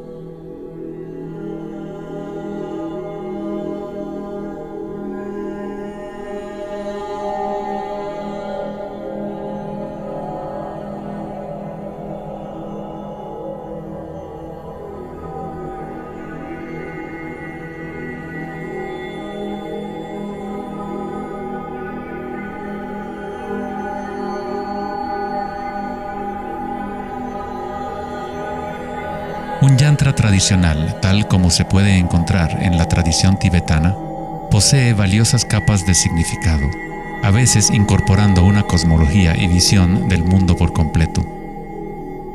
El yantra es un patrón en constante evolución que trabaja a través del poder de la repetición o iteración de un ciclo.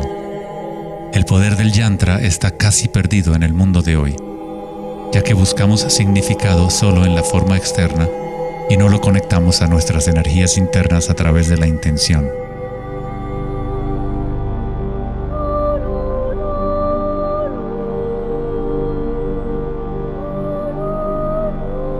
Hay una buena razón por la cual sacerdotes, monjes y yogis han sido tradicionalmente célibes. Hoy en día, apenas una fracción conoce la razón de su celibato, pues el verdadero propósito se ha perdido. En pocas palabras, si tu energía se va a consumir en producir más espermatozoides u óvulos, según sea el caso, no queda suficiente para impulsar la ascensión del Kundalini que activa los chakras superiores. El Kundalini es energía vital, la cual es también energía sexual.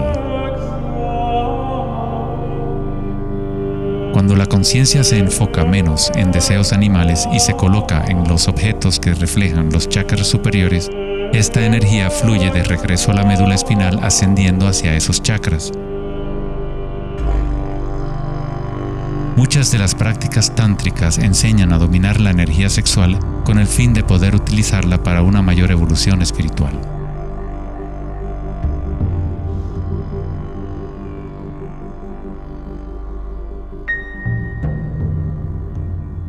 Tu estado de conciencia crea las condiciones adecuadas para que tu energía pueda crecer. Entrar en un estado de conciencia no requiere de tiempo. Como dice Eckhart Tolle, la conciencia y la presencia siempre suceden en el ahora. Si estás tratando de hacer que algo suceda, entonces estás creando resistencia hacia lo que es.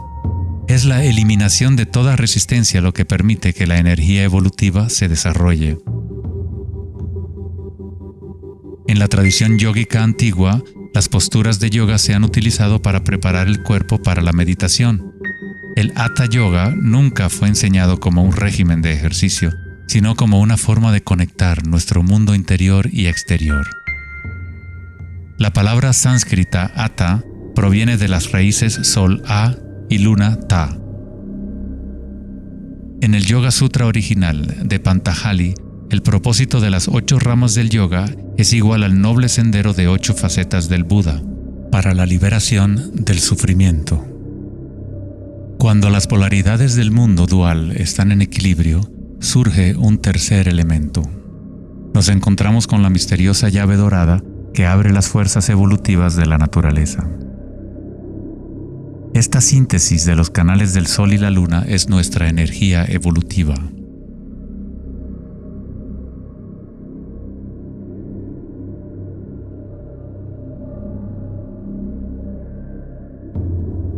Puesto que ahora los seres humanos se identifican casi exclusivamente con sus pensamientos y con el mundo exterior, es en raras ocasiones que un individuo logra el equilibrio entre las fuerzas internas y externas, lo que permite el despertar natural del Kundalini. Para aquellos identificados solo con la ilusión, el Kundalini siempre seguirá siendo una metáfora, una idea en vez de una experiencia directa de la energía y la conciencia propias.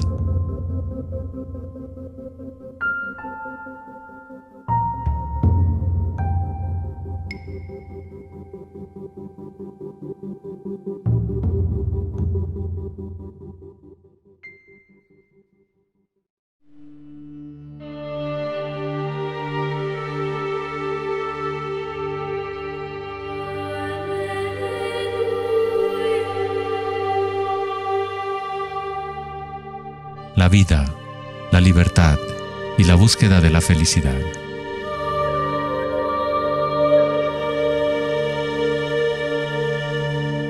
Vivimos nuestras vidas buscando la felicidad allá afuera, como si fuera una mercancía. Nos hemos convertido en esclavos de nuestros propios deseos y anhelos. La felicidad no es algo que pueda ser perseguido o comprado como un traje barato. Esto es maya, ilusión, el juego interminable de la forma. En la tradición budista, samsara, o el ciclo interminable del sufrimiento, se perpetúa por el deseo de placer y la aversión al dolor. Freud se refirió a esto como el principio del placer. Todo lo que hacemos es un intento de crear placer, para obtener algo que deseamos o para evitar algo que no es deseable, que no queremos. Incluso un organismo simple como el paramecio hace esto. Esto se llama respuesta al estímulo. A diferencia de un paramecio, los humanos tenemos más posibilidades de elección. Somos libres para pensar, y ahí radica el problema. Es pensar en lo que deseamos, lo que se ha salido de control.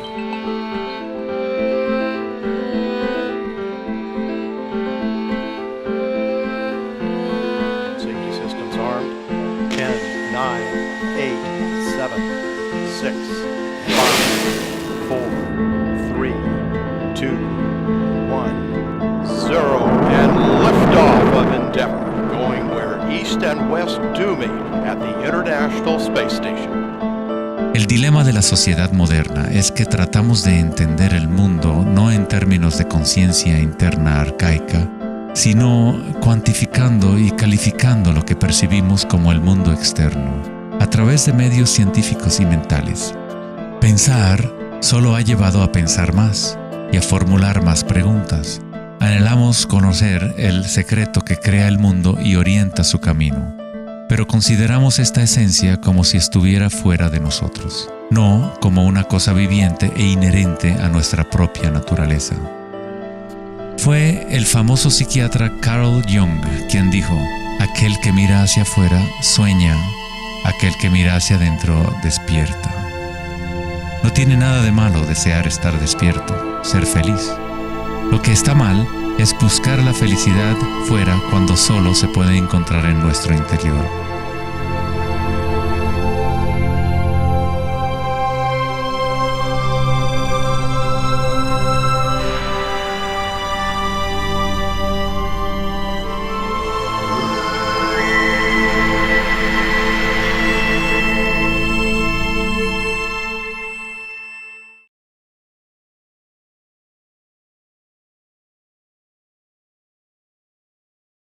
Más allá del pensamiento. El 4 de agosto de 2010, en la conferencia Techonomy en Lake Tahoe, en California, Eric Schmidt, director ejecutivo de Google, mencionó una estadística asombrosa.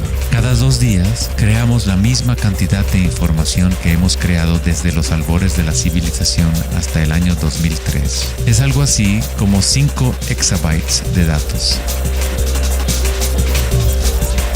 Nunca en la historia de la humanidad hemos usado tanto la mente y nunca había habido tanta confusión en el planeta. ¿Podría ser que cada vez que pensamos en una solución a un problema, creamos 2 problemas más? ¿De qué sirve pensar tanto si no conduce a una mayor felicidad? ¿Somos más felices? ¿Más ecuánimes? ¿Más alegres como resultado de tanto pensar? O quizás nos aísla, nos desconecta de una experiencia más profunda y más significativa de la vida.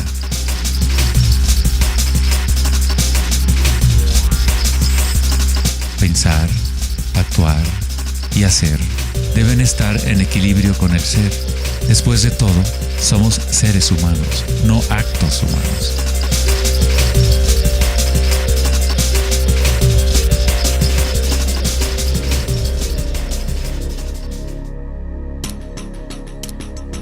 Queremos un cambio y queremos estabilidad al mismo tiempo. Nuestros corazones se han desconectado de la espiral de la vida, de la ley del cambio, mientras nuestras mentes pensantes nos conducen hacia la estabilidad, la seguridad y la pacificación de los sentidos. Con una fascinación morbosa, observamos asesinatos, tsunamis, terremotos y guerras. Constantemente tratamos de ocupar nuestra mente, llenándola de información. Programas de televisión transmitiendo de cada dispositivo imaginable, juegos y rompecabezas, mensajes de texto y todas las trivialidades posibles. Nos dejamos fascinar con la corriente infinita de nuevas imágenes, nuevas informaciones, nuevas formas de provocar y pacificar nuestros sentidos. los momentos de reflexión interior, nuestro corazón nos dirá que hay algo más en la vida que nuestra realidad actual, que vivimos en un mundo de espíritus hambrientos, siempre anhelando más y nunca satisfechos.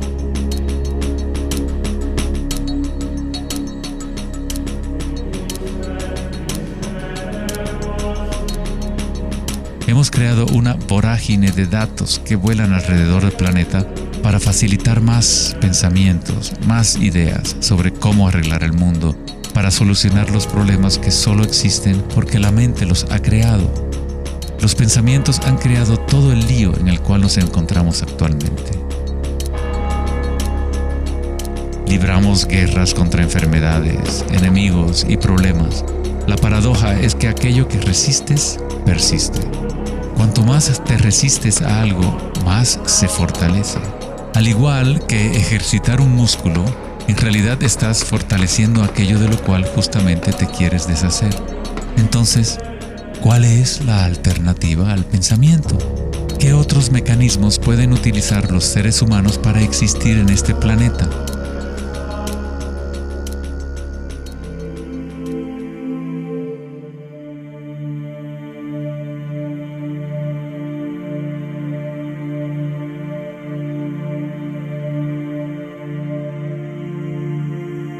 Mientras que la cultura occidental en los últimos siglos se ha centrado en la exploración de lo físico mediante el uso del pensamiento y el análisis, otras culturas antiguas han desarrollado tecnologías igualmente sofisticadas para explorar el espacio interior. Es la pérdida de nuestra conexión con nuestro mundo interior lo que ha creado un desequilibrio en nuestro planeta. El antiguo inquilino, «Conócete a ti mismo», ha sido reemplazado por el deseo de experimentar en el mundo externo de la forma. Responder a la pregunta ¿quién soy? No es simplemente una cuestión de describir lo que está en tu tarjeta de presentación. En el budismo, no eres el contenido de tu conciencia. No eres apenas una colección de pensamientos o ideas, porque detrás de los pensamientos está aquel que está siendo testigo de los pensamientos.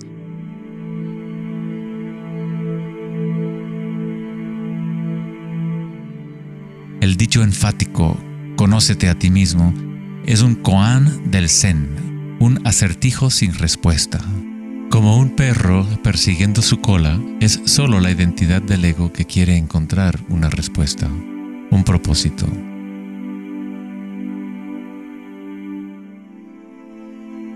La verdad de lo que eres no necesita una respuesta, pues todas las preguntas fueron creadas por la mente egoica. No eres tu mente.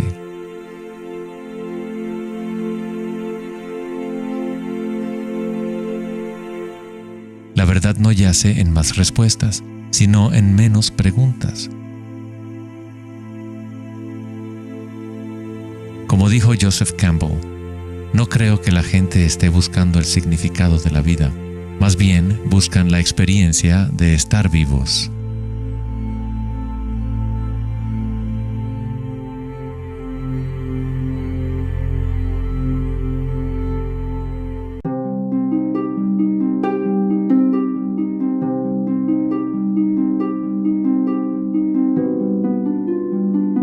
Cuando al Buda le preguntaron, ¿qué eres?, simplemente dijo, estoy despierto.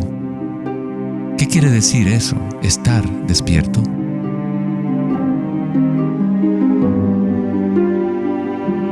El Buda no dice exactamente qué es, porque el florecimiento de cada vida individual es diferente, pero sí dice algo, es el fin del sufrimiento.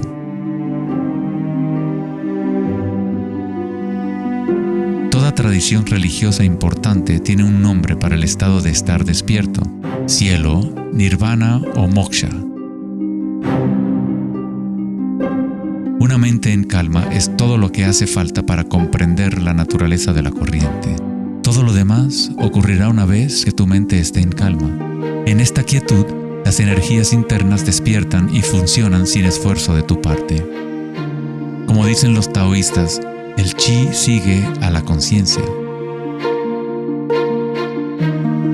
Al permanecer en calma, uno empieza a escuchar la sabiduría de las plantas y los animales, los quietos susurros de los sueños, y se aprende el sutil mecanismo por el cual los sueños se manifiestan en forma material. En el Tao Te Ching, este tipo de vida se llama Wei Bu Wei, hacer, no hacer. El Buda habló del camino intermedio como el sendero que conduce a la iluminación. Aristóteles escribió el justo medio, el punto medio entre dos extremos, como un sendero de belleza, sin demasiado esfuerzo ni tampoco muy poco. Yin y Yang en equilibrio perfecto.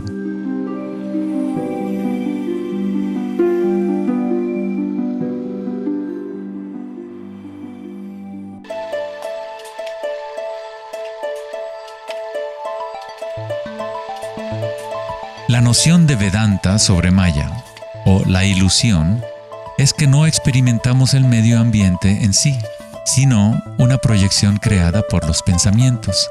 Por supuesto, tus pensamientos te permiten experimentar el mundo vibratorio de cierta manera, pero nuestra ecuanimidad interior no tiene que estar supeditada a acontecimientos externos. La creencia en un mundo externo independiente del sujeto que percibe es fundamental para la ciencia. Pero nuestros sentidos solo nos entregan información indirecta. Nuestras nociones acerca de este mundo físico creado por nuestra mente están siempre filtradas por nuestros sentidos y, por lo tanto, siempre son incompletas. Hay un campo de vibraciones que subyace en todos los sentidos. Las personas con una condición llamada sinestesia a veces sienten este campo vibratorio de diferentes maneras. Los sinestésicos pueden ver los sonidos como colores o formas, o las cualidades asociadas de un sentido hacia otro. La sinestesia se refiere a una síntesis o amalgama de los sentidos. Los chakras y los sentidos son como un prisma que filtra una serie de vibraciones. Todas las cosas del universo están vibrando a diferentes velocidades y frecuencias. El ojo de Horus se compone de 6 símbolos. Cada uno representa uno de los sentidos. Al igual que el sistema védico antiguo, el pensamiento se considera un sentido.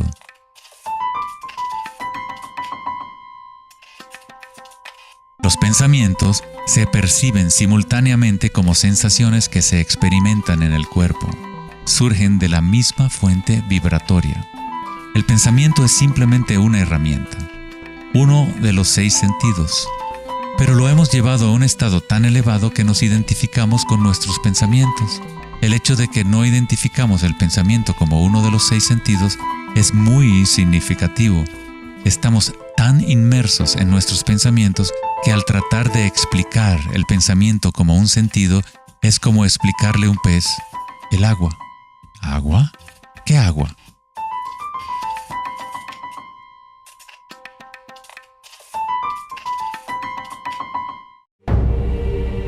En las Upanishads se dice, no lo que el ojo puede ver, sino mediante lo cual puede ver el ojo. Toma conciencia de eso para ser Brahma, el Eterno, y no lo que la gente aquí adora. No lo que el oído puede escuchar, sino mediante lo cual puede escuchar el oído. Toma conciencia de eso para ser Brahma, el Eterno, y no lo que la gente aquí adora.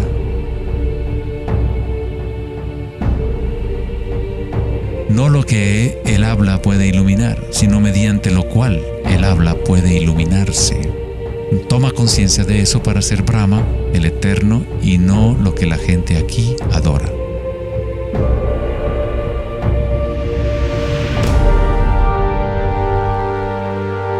No lo que la mente puede pensar, sino por lo cual la mente puede pensar. Toma conciencia de eso para ser Brahma, el Eterno, y no lo que la gente aquí adora.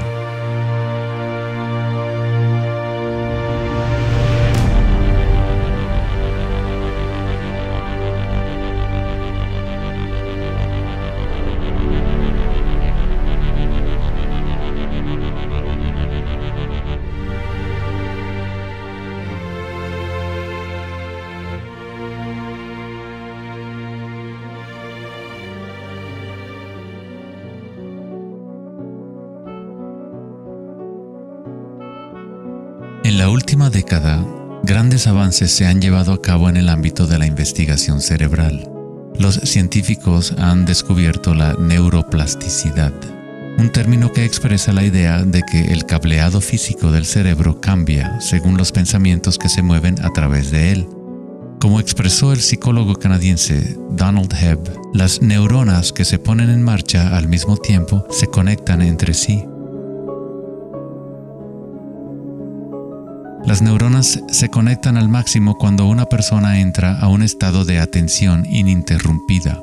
Lo que esto significa es que es posible dirigir tu propia experiencia subjetiva de la realidad. Literalmente, si tus pensamientos son de temor, preocupación, ansiedad y negatividad, estás incrementando la conexión para que surjan más pensamientos similares. Si diriges tus pensamientos hacia el amor, la compasión, la gratitud y la alegría, creas la conexión para repetir esas experiencias. ¿Cómo hacerlo cuando estamos rodeados de violencia y sufrimiento? ¿No es esto una especie de engaño o vana ilusión? La neuroplasticidad no es lo mismo que la noción de la nueva era que dice que creas tu realidad con pensamientos positivos. En realidad es lo mismo que el Buda enseñó hace 2500 años. La meditación vipassana o la meditación introspectiva podría describirse como neuroplasticidad autodirigida. Aceptas tu realidad tal como es, como realmente es. Pero tú lo experimentas en el nivel raíz de la sensación, en el nivel vibratorio o energético, sin prejuicio o la influencia del pensamiento. A través de una intención ininterrumpida en el nivel raíz de la conciencia, se crea la conexión para una percepción completamente diferente a la realidad.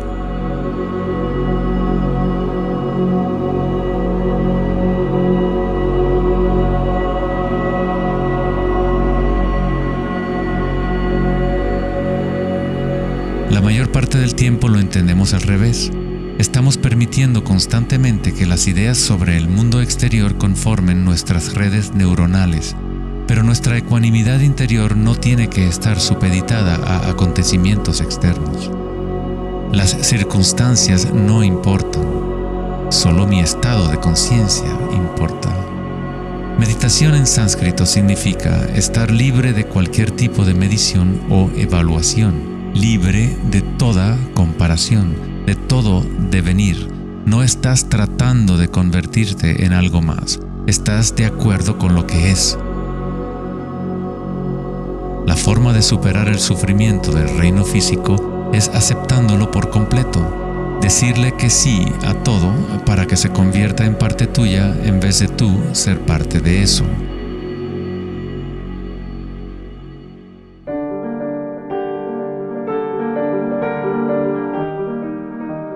¿Cómo se puede vivir de tal manera que la conciencia deje de estar en conflicto con su contenido? ¿Cómo puede uno vaciar el corazón de las ambiciones mezquinas? Debe haber una revolución total en la conciencia, un cambio radical en la orientación del mundo exterior al interior.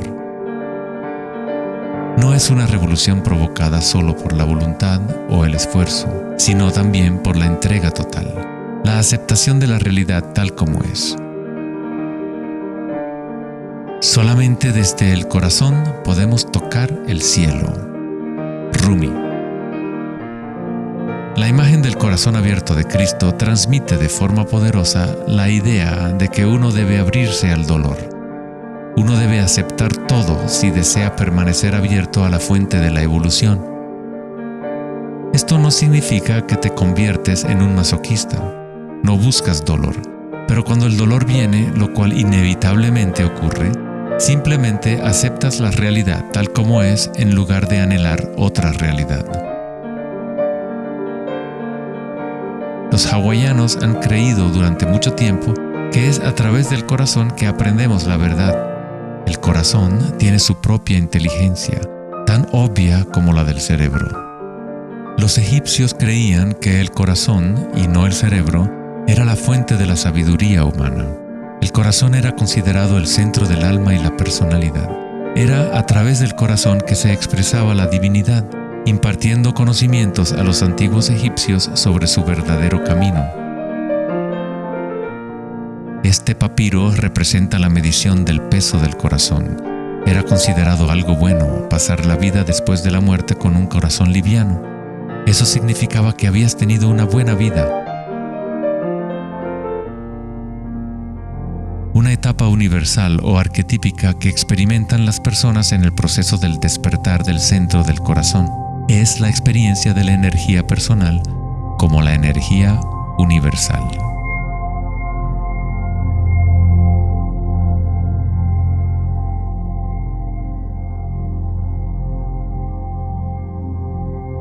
Cuando te permites sentir este amor, ser este amor, cuando conectas tu mundo interior con el mundo exterior, entonces todo es uno. ¿Cómo podemos experimentar la música de las esferas? ¿Cómo se abre el corazón?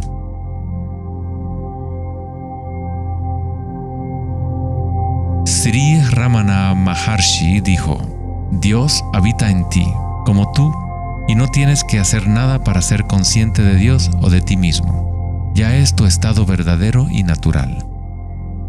Solo abandona toda búsqueda, dirige tu atención hacia adentro y sacrifica tu mente al único ser irradiando en el corazón de tu propio ser. Para que esto sea tu experiencia que vives en el presente, el autoconocimiento es el único camino directo e inmediato.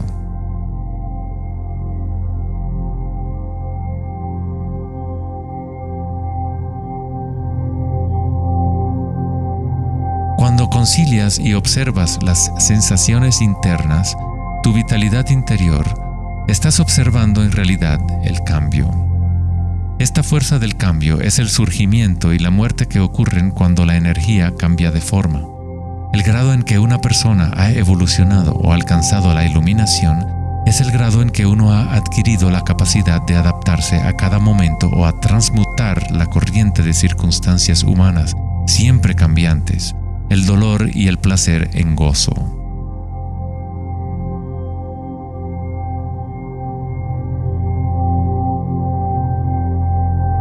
Leo Tolstoy, autor de La Guerra y la Paz, dijo que todo el mundo piensa en cambiar el mundo, pero nadie piensa en cambiarse a sí mismo.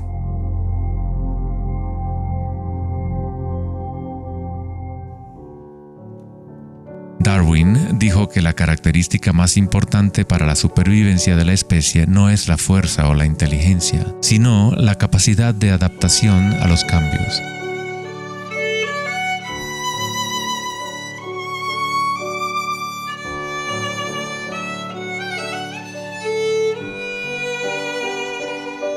Debemos convertirnos en expertos en adaptación. Esta es la enseñanza budista de Anicca. Todo está surgiendo y desapareciendo, cambiando. El cambio es constante. El sufrimiento existe solo porque nos apegamos a una forma particular.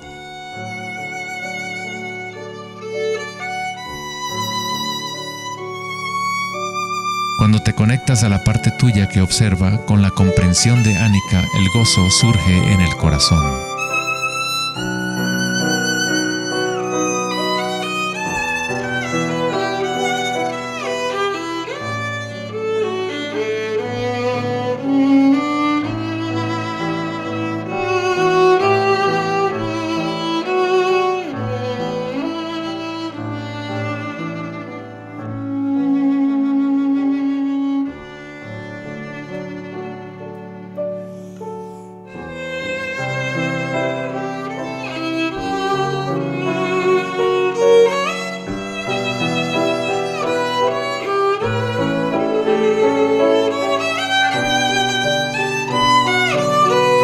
Santos, sabios y yogis a lo largo de la historia han descrito de una manera unánime la unión sagrada que se produce en el corazón, ya sean las obras de San Juan de la Cruz, los poemas de Rumi o las enseñanzas tántricas de la India. Todas estas enseñanzas diferentes tratan de expresar el misterio sutil del corazón. En el corazón, esta es la unión de Shiva y Shakti, la penetración masculina en la espiral de la vida y la entrega femenina al cambio. Atestiguar y aceptar de forma incondicional todo lo que es. Con el fin de abrir tu corazón, debes abrirte a los cambios.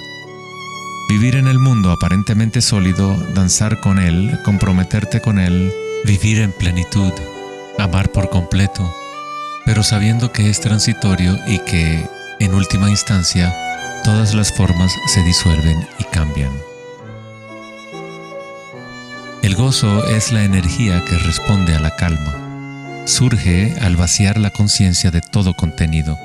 El contenido de esta energía de gozo, producto de la calma, es la conciencia. Una nueva conciencia del corazón. Una conciencia conectada a todo lo que es.